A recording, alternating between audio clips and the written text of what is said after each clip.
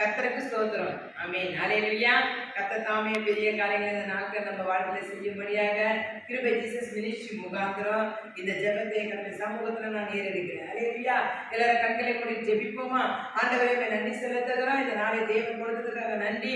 இதோ ஒருவரா பெரிய காரியங்களை செய்கிறேன். அன்பு தகப்பனே, கிருபை ஜீசஸ் மினிஸ்ட்ரி முகாந்திரம் இந்த ஜெபத்தை உடைய பாதத்துல நாங்கள் அர்ப்பணிக்கிறோம்ப்பா. கர்த்தரே பெரிய காரியங்களை செய்யுங்க. எங்களோட இணைந்து ஜெபிக்கிற குடும்பங்கள், யூடியூப் சேனல் மூலமா பார்த்து ஜெபிக்கிற ஒவ்வொரு குடும்பத்தையும் கர்த்தர் தாமே ஆசீர்வதிப்பாராக.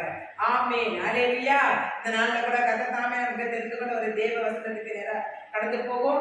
சங்கீதம் 122 சங்கீதம். கர்த்தருடைய ஆலயத்துக்கு போகும் வாருங்கள் என்று எனக்கு அவர்கள் சொன்னபோது மன மகிழ்ச்சியா இருந்தேன். ஹல்லேலூயா. தாவீது பாடின சங்கீதம். ஹல்லேலூயா.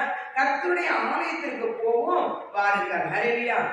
கர்த்தருடைய ஆலயத்துக்கு போவோம் வாருங்கள் என்றாலே ஒரு மன மகிழ்ச்சி நம்ம வாழ்க்கையில காணப்பட வேண்டும். கர்த்தருடைய ஆலயம் என்பது என்னவென்றால், நம்ம வேதனையோட, துக்கத்தோட, கண்ணீரோட, பிரயாசத்தோட யார் எனக்கு உதவி செய்வார் என்று கலங்கி திகைத்து ஒரு மூலையில முடங்கி இருக்கும் போது தேவனுடைய வார்த்தை சொல்லுகிறது, கர்த்தருடைய ஆலயத்துக்கு போவோம் வாருங்கள் என்று சொல்லி.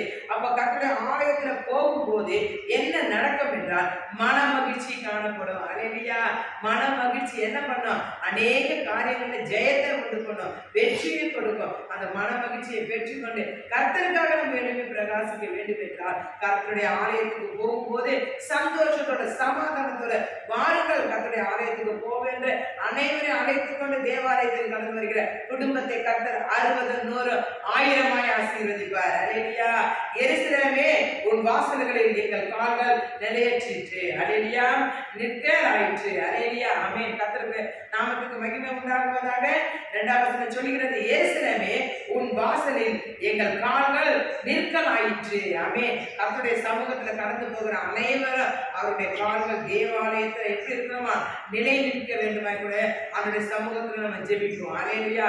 இந்த நாட்கள்ல கர்த்தருடைய சமூகத்துக்கு போகிற அனைவரும் மன மகிழ்ச்சியோட கடந்து போகணும். கர்த்தர் உங்களோட கூட, என்னோட கூட, ஆமென், சபையோட கூட, ஊழியர்களோட கூட, பார்த்து கொண்டிருக்கிற குடும்பங்களோட கூட, எங்களோட இணைந்து ஜெபிக்கிறவர்களோட கூட கர்த்தருடைய மன மகிழ்ச்சி எப்போதும் தங்கி இருப்பதாக.